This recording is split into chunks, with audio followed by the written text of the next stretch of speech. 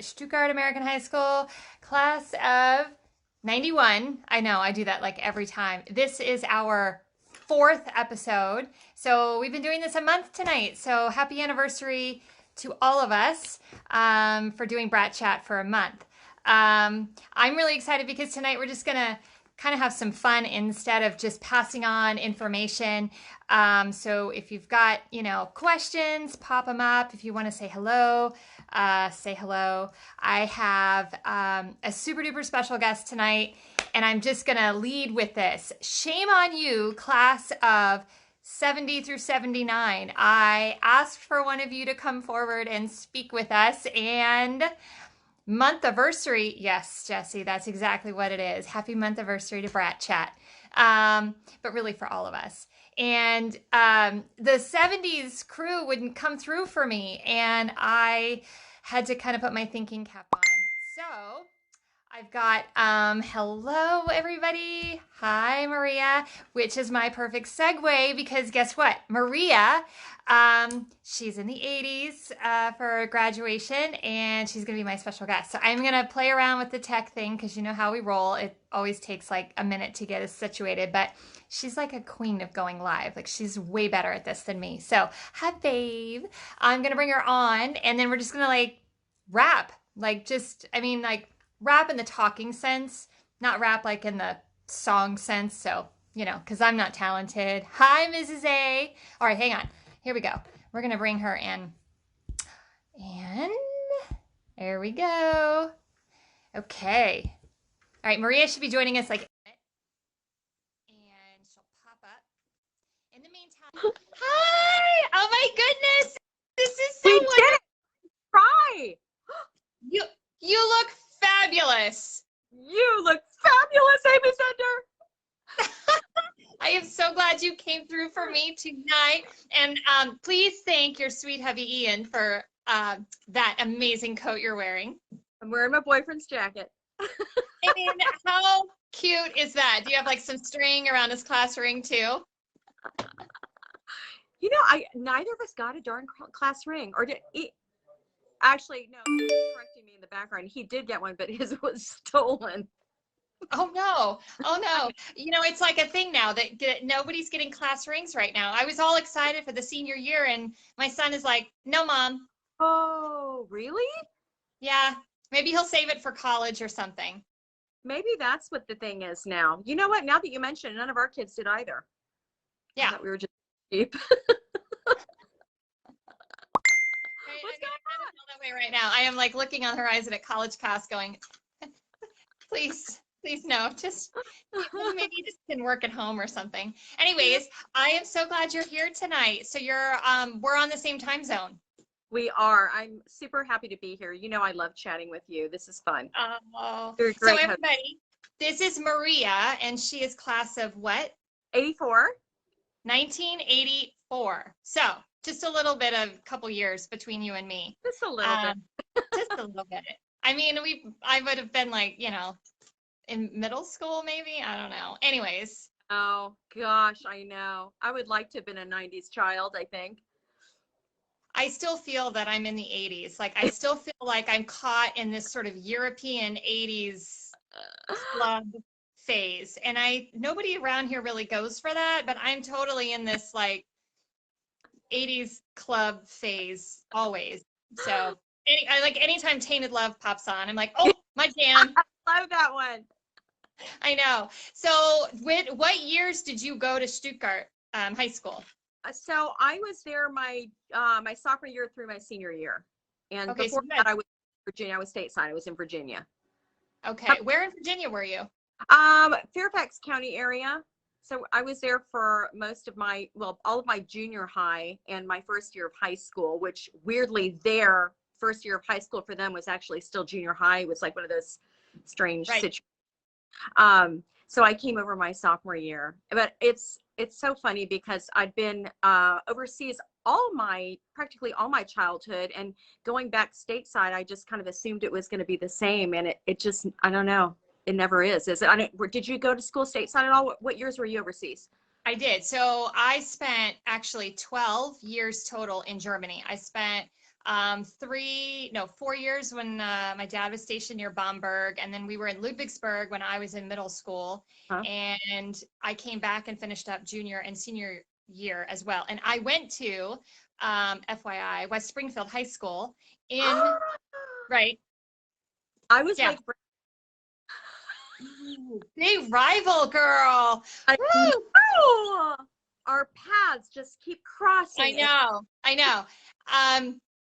So yeah, I did go to school stateside. We were in Pennsylvania for a year. I was born in Alabama. I mean, it's all just, I mean, that's the brat part, right? But yeah, so I graduated over there in Germany, and I was there from 89 to 91. So little bit. We were there literally months before the wall came down. Yeah.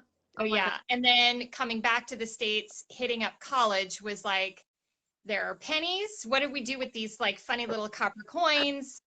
I don't know what that's all about. And then, you know, you're talking to people and they're talking about homecomings, and not everybody had a homecoming in a castle. Not everybody had a river cruise for prom. And one can sound a little, did you do the homecoming on the boat? we had a homecoming on a boat, What's the which deal? is a whole different story over wine sometime. We did. We went, we had a Rhine River cruise. I want to say, all of 89 was the Rhine River cruise. Gosh, it was beautiful. All those castles all lit up. Yeah. Ian said, I've got like in stereo, I've got Ian Morley in the background correcting me constantly. He says ours was a Necker cruise. Okay, maybe that's what ours was too. I don't, it was on a boat and it was lovely and it just was terribly romantic. You know what I mean? So, yeah, it was for anybody who went. So if you like hit homecoming on a boat, y'all like put some messages down below. I want to know who else had a dance on a boat.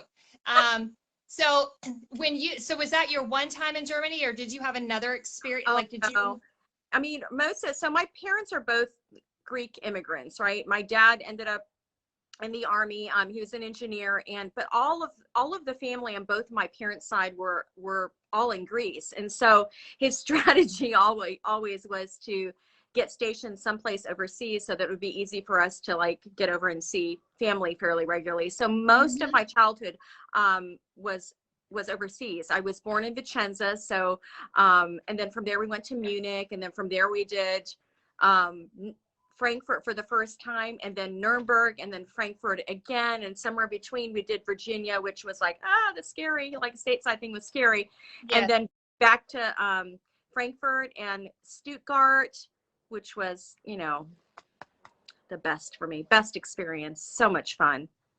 It was great. So, I want to ask you, like, just because you said that, so what made Stuttgart so different? I mean, for you, because first of all, I just want to say I've been to Greece now. And it is absolutely my favorite place on earth. I mean, nothing beats Königstrasse, right? But I'm saying, I'm just saying, yeah, Greece held and holds a very special place for me. But what was it about Stuttgart that just makes you feel like your heart is, do you feel like a piece of your heart is there? Oh, totally. We talk about going time, too much talk and not enough action. But I think, you know, honestly, I think it was just mostly it was the age, right? Like I was fine in high school. My parents were very, they were very protective of me. And so until I got to high school, I really didn't have a lot of, you know, external, right? But high school was a little bit different. I started making lots of great friends in high school. I met my husband in high school, which was super cool too. And just like amazing friends that have transcended throughout the years. But the very, very cool thing about Stuttgart is that I'd say 50% of my friends that I have today from Stuttgart are people that I, like you, like I didn't even know when I was actually over there, but there's this amazing bond. It really is. It's an incredible bond. That's what I have found too. So, I mean, I'm an only child. Do you have siblings? I do. I have an older brother. He's 5 years older, so I might as well be an only child. Right. So, you know, having that experience of growing up overseas and a military dad, and my dad was Corps of Engineers, but he was also pretty deeply involved in special ops stuff, which is something I've only learned in the last, say, 10 years. And he was gone all the time. So it was just mom and me on the economy, you know, shopping and going to the meat markets and the bakeries and all the little, you know, fun places to explore when you're over there. And I think I was there at super critical points Yep. when as children we grow and things imprint upon us, right? Like I know you're really into smells and scents and fragrances, and there are certain things that just stick in your brain and they're just Mhm. there forever. Forever. And I was there as a little girl, like baby to kindergarten, and then there in middle school, and then high school when you're sort of figuring everything out. Yeah. I would never allow my children to get on a train and go like 4 hours north and go, you know, go visit a friend they've never met for, or I've never met, you know, for a weekend and go to some other prom up there. I mean, Yeah. the things that I did, and I had super protective parents, but they still let me have that sort of freedom and flexibility. I felt so cosmopolitan, even though, you know, when we think of Germany, we don't really think cosmopolitan, right? Yeah. So, um, so when you were in Germany, like what were some of your tucked away favorite places to go? And it's okay, like we're all friends here. So if you need to like come clean and be like, we were hanging at the Rock Fab. Look, my dad was a commander over there, and I got busted at the Rock Fab one night by someone in his headquarters. And so that was like a naughty place we weren't allowed to go. So I mean, I did dish rock girl, free. dish. That good girl. I went a couple times. My parents were still pretty protective. Ian was there constantly. You were saying something before about like going, like just like going so far away and having like the latitude to do that. Right. There was like a safe feeling for some reason. I mean, if you think about it, Amy, we didn't even have cell phones then. Like No, you could really get lost. you I could. mean, we joked today about our kids, especially our youngest one, when he was, you know, traveling back to see his mom, and it's like, oh my God, he's got to change planes, like in whatever airport, biting your nails, like, is he going to make it? And Ian's like, I'd leave from school on a Friday, and I wouldn't show up back home till Monday afternoon Right. after school, and Right. there I was. When you were in Stuttgart, where did you live? Did you live off of I Pattonville?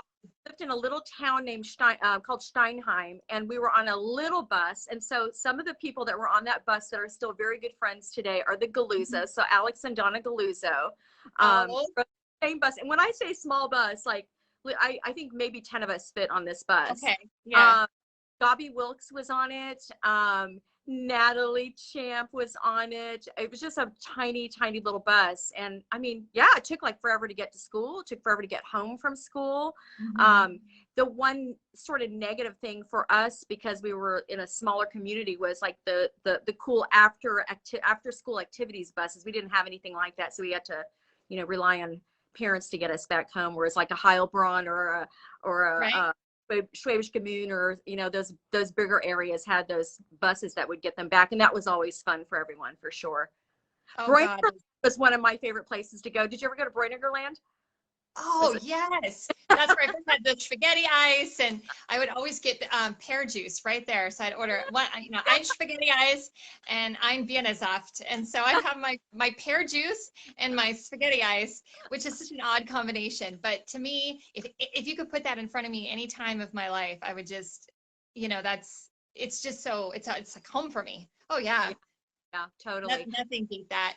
You were talking I about mean, smells earlier, and Joelle Truman was saying that, like, the smell of the Christkindl markets, like all of that, like the mhm, Christmas are always so, like, those will be ingrained forever, I think, in all of our right. brains. Right. And, in the distance, like we used to go around in Stuttgart to the Christkindlmarkt, and then there would be the churches too that would have their bells ringing. And Yeah. you don't need to be, you don't necessarily have to have religion in your life or, spirituality, but to hear those, there is something intrinsically mystical with that, Yeah. right? And so whether you're, feeling close to a god or whatever's happening, there's something that's very soothing about hearing bells, and then the candied smoked almonds with the Yeah. glue vine The glue smell, and there was vines. always pine in that rich sort of you know I don't even know what conifer they had, but some kind of a conifer Yeah. smell over there. And it's funny because I always make a joke. Like on my Facebook profile, I have Stuttgart as my home. I mean, I was born in Alabama and I had East Coast time, my dad's from Texas and my mom's from Southern Virginia. So, but I claim Germany not to be fancy, but really it really feels like home. It's not even a vacation spot for me. It's like I need to go home. I need Yeah. to go home. Those And were pretty so, first for us growing up. so You know, tell me, like, okay, so when you were in high school, did you and Ian meet and date like right away? Were you high no, school sweethearts? we were, but later Okay. on.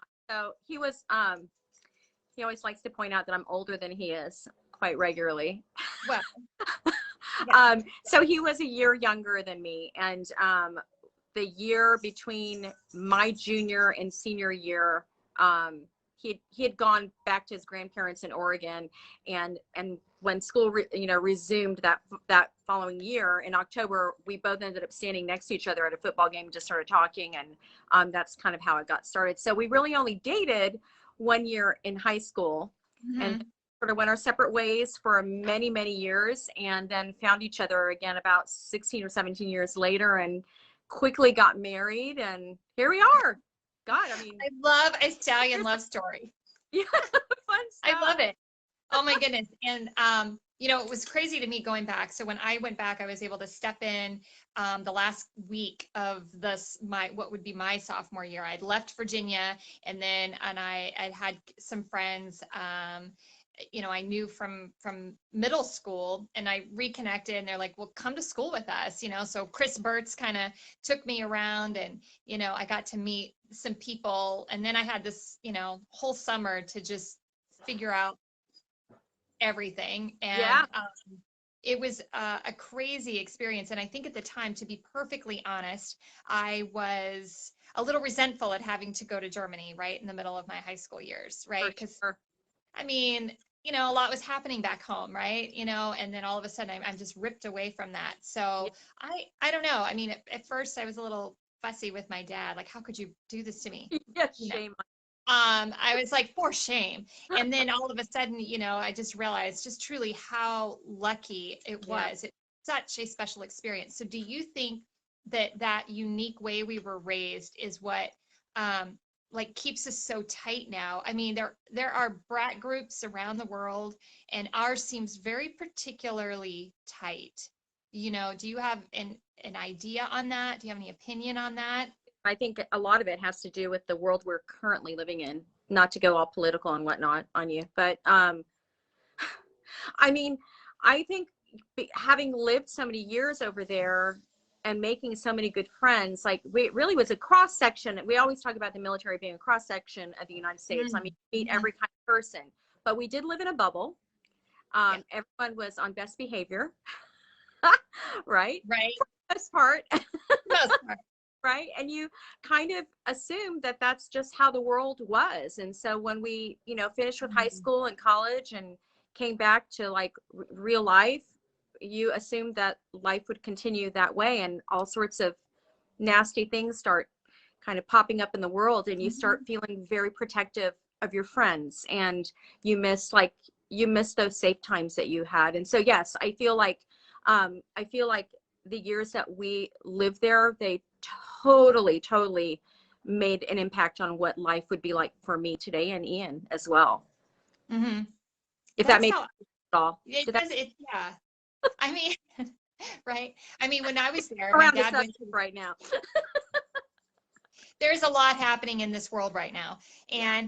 And I do find that there's a similar like language that we speak. I mean, aside from German, right? We all know certain German words, but I mean, being able to speak in this sort of military language, and even the third culture kids, so like the diplomat kids who were in school with Yeah. us, like they're part of the tribe also, they're part of our community. And so I feel that there's this unspoken language that we all seem to understand. We knew what it felt like to have a parent in the military, and especially when we were there and the Gulf War kicked off, the first one that never fully ended really, but that first one, that was also like really challenging, and bomb threats and stuff. And my kids don't really fully understand that. They're like, oh, tell us a story about when you were in high school, and they think it's like some little magic time, you know, like I was a a princess or something. And and of course I'm not, but it was just the weirdest stories that we had, you know, leaving school and we'd walk over to Estradingen and I used to get, um, oh, pizza, but it would have the anchovies on it. Yeah. It added like the right amount of salt. And you You're just, like, come back to the States and it's Pizza Hut. Anchovies. I know. And that's just, and it was this fantastic little spot. And then there was the whole like, relationship to alcohol, Yeah. like Yeah. I don't, and that's a whole, like, that's probably a whole Brat Chat segment, but considering, certainly we probably had friends that had some troubles with that, but just sort of always being around it when we got to college, it was like it wasn't amateur night. No, you really sort of knew how to handle yourself. I mean, let's be real. Yeah. And so, so when you think now in your social circle, because you've gone on, and I've been told that I should ask you about your artwork. So I want to know about your artwork. I do. Now that you're a grown up, I know you do some side business with candles, but you have an executive position, which is why you look gorgeous and flawless all the time. But you also are an artiste. Yeah. I mean, that all started in Stuttgart. I mean, did it? Yeah. There were art classes. I always took art classes in Stuttgart, and we always had like amazing field trips, like weekend field trips with the art segment of school, right? And so I love to paint. I like painting really big canvases. I've sort of I've changed my way of painting, and it's no longer with brushes, but with spatulas. So I do big chunky pieces of artwork with spatulas that I love very, very much. I'll show them to you sometime. I'll send you pictures. I would love to see them. I mean, I've seen some little scans in your house when you do your pictures. I'm often like, just got some incredible artwork that I'm, curious about. And so when you think about your experiences at Stuttgart, when you think about like being in the school, was art something that was more critical to you? Was that more special to you? Did you also write for the school paper or into sports? What else did you do? Well, I mean, were you? So not the greatest student, first of all, but always trying to find a really good way to get out of the house. And not a great athlete, but I did play soccer, and that got me, on some soccer trips and out of the house a little bit. But yes, I feel like art was always very important. Art and English were really important to me. And there were like classes that I took that I loved, but my head couldn't wrap around things as easily, like math and science, which I like a lot more now. But art for sure is like a biggie for me. Every year there was always something, a class that I took. So I don't know if that shaped anything later, but were you trying to tell a story through your art? Is what inspires you now for your artwork? Well, definitely with the candles, I love mixing fragrances, and for me, fragrances tell a story. And part of like my fragrance making in candles, or my candle making, part of the joy is like coming up with like the stories behind the candles and the names, and just maybe cheeky and a little sarcastic. So I'm able to combine both the artistic side of making a candle with the English side, like my passion for the English language. And then as far as painting, a lot of like, I do a lot of like bodies, like mostly female bodies. I enjoy anatomy, I guess. I enjoy fair enough. Yeah. That's beautiful to celebrate us. I like that. I didn't really have like favorite classes there. I mean, I had teachers I enjoyed being around. Me too. There were just so many classic teachers who, to this day, who've just stayed. So I remember Mr. O'Neill sent me, Bernie O'Neill sent me some papers I had written in his class, literally maybe 5 to 7 years ago. He asked for my address. He said, I'm cleaning some things out. I've got some stuff I think you might want to read. Good really? Lord. Yes. And I'm just going to tell you right now, how I write now is nothing how I wrote back then. And I'm almost ashamed, but I mean, but this is why like we graduate into wisdom now in our second and third chapters of life. And I think every adult should have to go back and read what they wrote in high Oh, school, to sort of appreciate their growth, how right? cool is Because that he had all that still though? I know, and I believe he might still have more, but it was such a beautiful experience for me. I was a little embarrassed and I wrote him back and forth a little bit. And he was like, this is what makes, this is what brings me joy, is because you can see you've grown and your thought and how much more wide your vision becomes. I was pretty narrow minded. I mean, as youth are, right? Yeah. So, and now that I have teenagers, I am fully well aware how tiny their little minds are, and I'm like, oh, you've got a lot of living left, but anyways, I digress. Do you think though that your brat life changed how you've become an adult? I mean, if you didn't have that experience, would you be where you are today No, in, there's in no way. all ways? No, there's no, I mean, legitimately, there's no way. I mean, we saw so much that most American kids didn't get to see. We got to experience cultures that most American kids don't get to experience. And that opens your mind when you learn about other cultures and you learn why they do certain things or what's important to them. Yeah, I mean, if if you are if you are just pigeonholed into one small place in your life all your life, that's, you only know what you know, as Ian always likes to say. And so to be able to experience as much as we did, yeah, it's completely changed, I think, who all of us are at this point in our lives.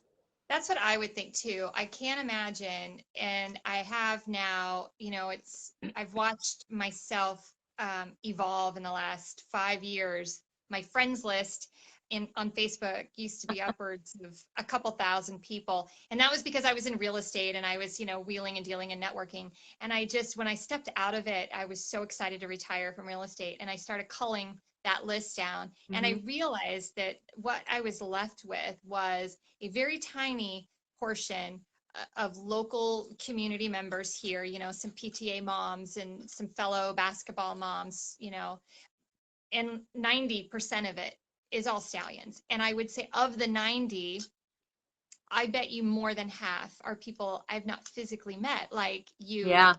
and Yeah. we've Yeah. not met before, but when we communicate and we can do this together, it doesn't really feel like that we've never sat No. down and shared a bottle of wine together, or, Yeah, it is really cool. I've noticed that too.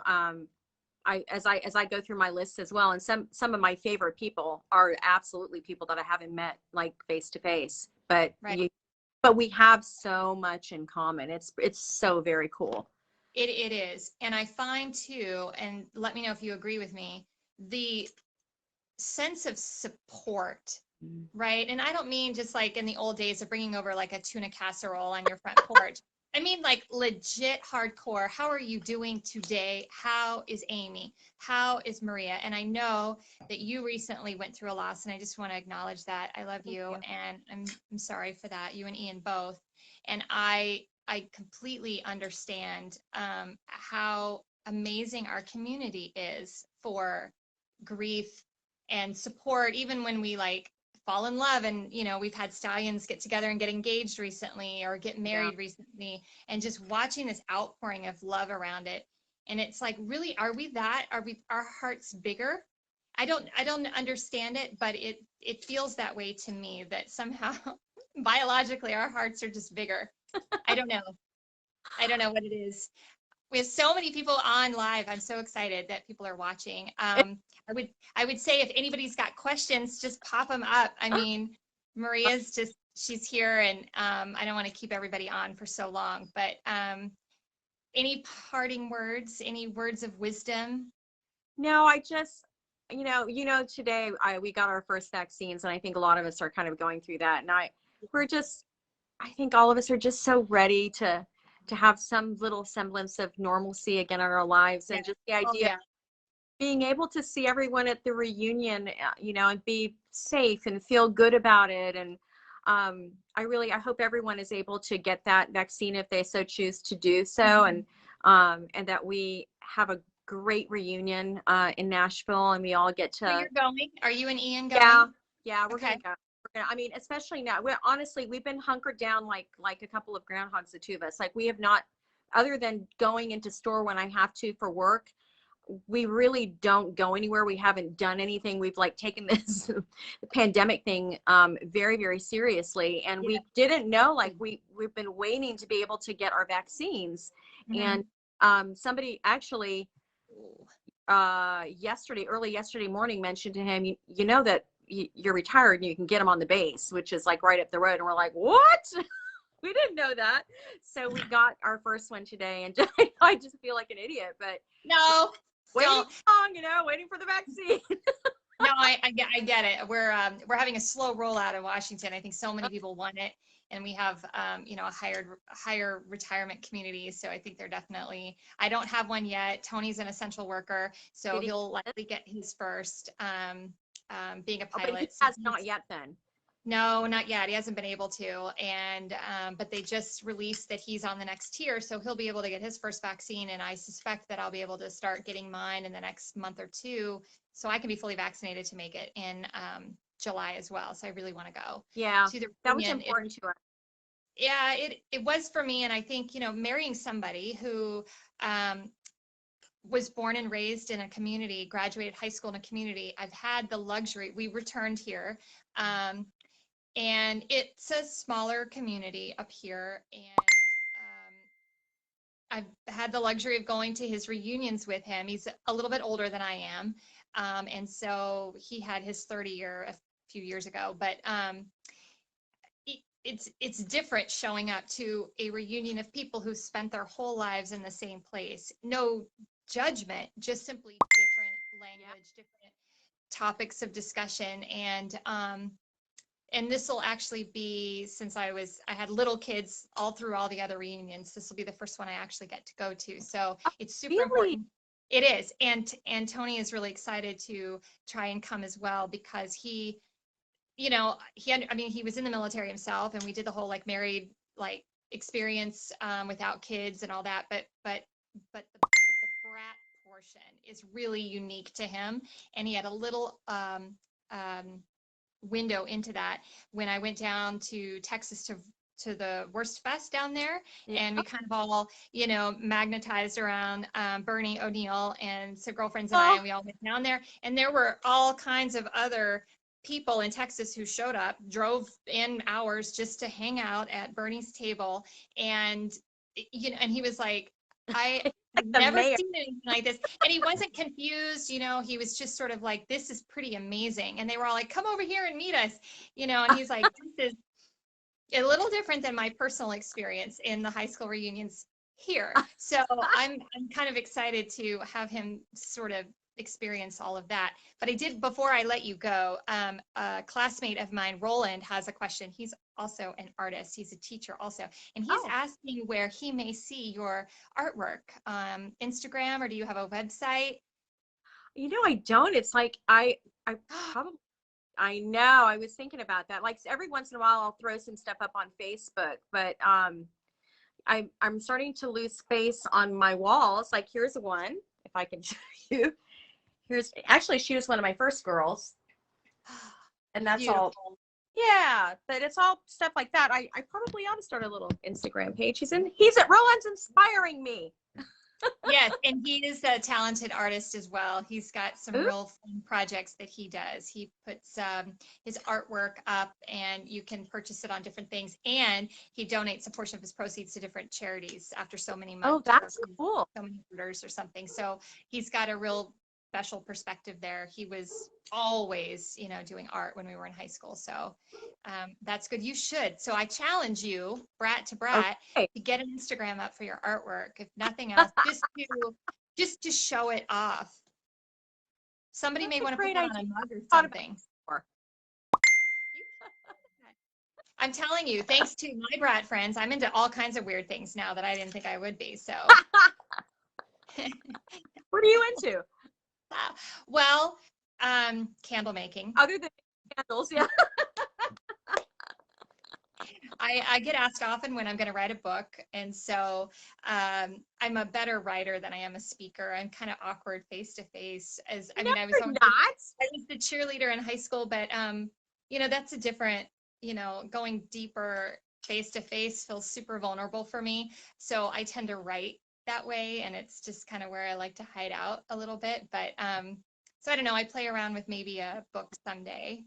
That's Who knows? awesome. Before you go, what was your favorite experience over there? You asked me all these questions. I know. Wow. I was thinking about that you might actually do that to me. I had a few different ones. I did. I had a few different experiences over there. I think one of the ones that I loved, and this is going to sound completely cheesy, so just apologize ahead of time.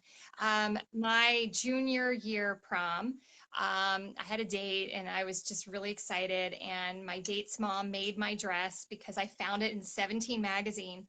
And she was like, well, you don't need to spend all that money. It'll never get here. I will make this dress for you. And the committee putting together the junior senior prom asked me to play the piano for our dinner. And this was at a beautiful music hall in the center of Stuttgart. And I do tinker at the piano a little bit. Look There's at my you. baby. That's beautiful.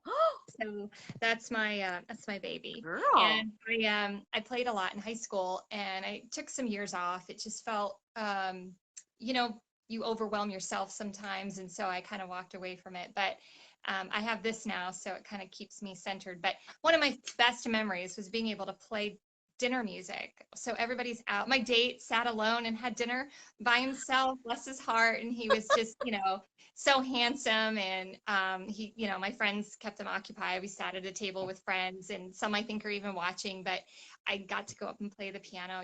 Just some classical pieces. That's what I did, was play classical. I was more of a. I did not know that about you. Mm-hmm. Yeah, it's my dirty little secret. So that I think was kind of fun because it kind of incorporated everything that I loved about Germany, and that, we're having a very simple thing like prom. And, it's prom in 1990, so it's dated looking like now, right? But it was in this gorgeous music hall. It was so fancy and so decorated. And I felt for a moment like I was a female Mozart. I mean, I told you this was cheesy, but that is how I felt, right? And I'm wearing this beautiful dress that I had wanted, that she made for me. And I don't know, it was just it was kind of magic. And I would never have had that experience. Like, you know what I mean? A handmade dress with this beautiful experience of being able to serve the people at prom with my music. And I'm not a great pianist, right? I'm not. But gosh, I really enjoyed being trusted with that. It just felt beautiful. And that's probably We're my happy favorite. with the dress. I mean, I don't even know where the dress is anymore. All the moves around, and I probably got rid of it maybe somewhere. And you're gonna have to share a picture. Do you have a picture of that? there's one picture that's been floating around on Facebook, and I think Christina's watching this, and she had it, and girlfriend Diva. There are some photos that float around of us standing in front of my house before we all went off with our dates, and just the girls, and we all looked a little bit awkward. It was like it was like slightly almost an album cover, in a way, but it was so special because that is very cool. I look forward to seeing that. Indeed. I really and I look forward to actually meeting you like in person. And I hope it's sooner than the reunion, but for sure at the reunion. And I'm definitely going to give you a giant hug. Me too. Well, you're going to have to come out this direction. We'll go do some wine tasting together. Yes. And I'm going to view all the artwork, and you're going to make an Instagram account. I am. And You guys inspired me. I will do it. Yes. And then I want to get Ian's take one-on-one about life in Stuttgart as well. So we'll have to compare notes, like his experience and your experience. It's not. He's got a very different take. Like he had a lot of leeway. That one. He did. Bernie, what? You hear what? I wonder if he has the jar of cigarettes. He says so Bernie O'Neill had your papers from English. He wonders if Bernie O'Neill has to ask him if Bernie O'Neill has the jar of butts of cigarettes that he picked up from the black top.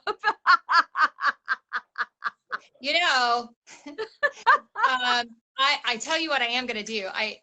Bernie is, he's been requested to be interviewed. So I'm going to do what I can to make sure I can get him live and and hooked up and connected to all of us. So he can share some of his stories, because I mean, he taught there for so many years, and he has been, along with Mrs. Allen and Ms. Moss, just so incorporated with the students. Yeah. You bond with people, and that's just the way it is, right? Oh, So he's awesome. He is awesome. anyway, I am so grateful for you. Thank you so much for joining me on short notice. And thanks to all of the Brat community for being patient. And this was supposed to be last night, but just timing commitments, and it's real life. And we're going to go live for Brat Chat next Thursday. And I will be here talking with Patricia Hine on all Oh, the cool. yeah, so we can kind of hear a little bit about the backstory of how we ended up here with the association that as it stands now. And I kind of want to, I really want her to share her story, because she put in so much sweat equity to get us where we are now. And I hear a rumor that we're going to have some election results announced, and so we'll see how that goes. And then for now, go to the website and set up your profile and consider, picking a plan for anybody watching. And, your monies are going to go for good things. We're working on an award, academic award for students and / scholarship, and some fun things in the works. So definitely